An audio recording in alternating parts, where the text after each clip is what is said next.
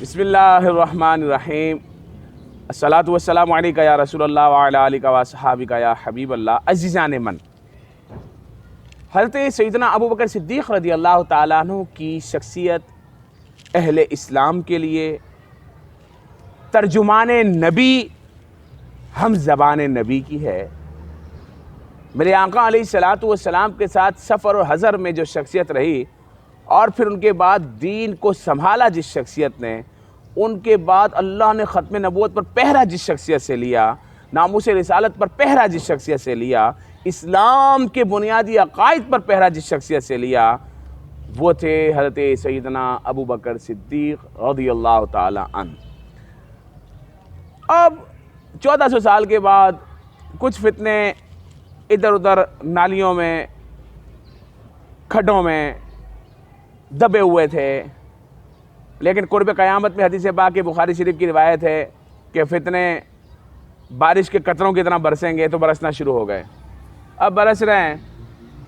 تو ہم نے دیکھا کہ شاید ایسا کبھی نہیں ہوا کہ حضرت ابو بکر صدیق رضی اللہ تعالیٰ عنہ کو سر عام جو ہے وہ معاذ اللہ برا بھلا کہا گیا، گالی دی گئی اور اس کی ویڈیو ریکارڈ ہوئی، دنیا نے دیکھی، جس پہ ہنگامے ہو گئے۔ ہم چاہتے ہیں کہ اب مسلمان بڑے اہتمام کے ساتھ، احتشام کے ساتھ، بڑے جوش و جذبے کے ساتھ، ولولے کے ساتھ اپنے گھروں میں، اپنی مساجد میں، اپنے محلوں میں، اپنے علاقوں میں، اپنے گراؤنڈز میں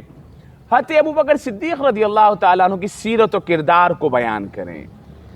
اور ان کی اسلام کے لیے دی گئی قربانیوں کو بیان کریں۔ علماء اکرام سے میری ریکویسٹ ہے کہ آپ سب لوگ، چاہے وہ کسی بھی اسکول آف تھاٹ کے ہوں، اسلام سب کے لیے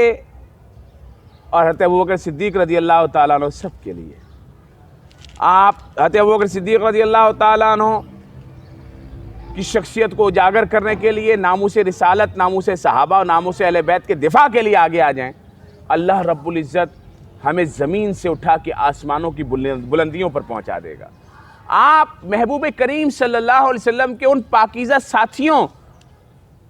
کے تحفظ کے لیے آگے آئیں جنہوں نے سارندگی پیارے آقا علیہ السلام کے تحفظ کے لیے گزار دی۔ آج کے دور میں کچھ چینی چور، نکمے، جاہل، اجٹ گوار اپنے آپ کو بڑے بڑے لائقے دے کر جو ہے وہ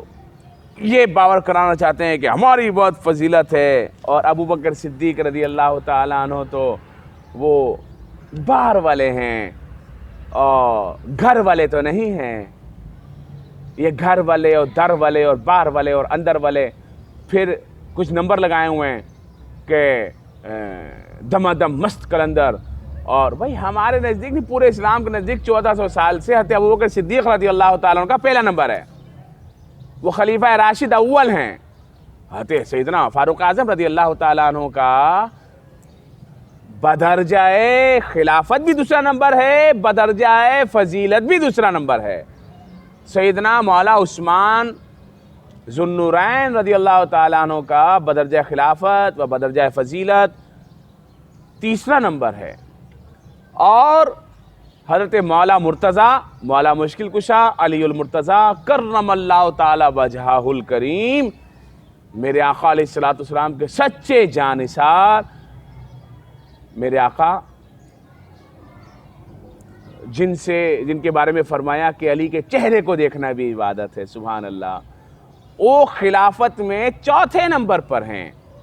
اور ترتیب فضیلت میں بھی چوتھے نمبر پر ہیں۔ اچھا، یہ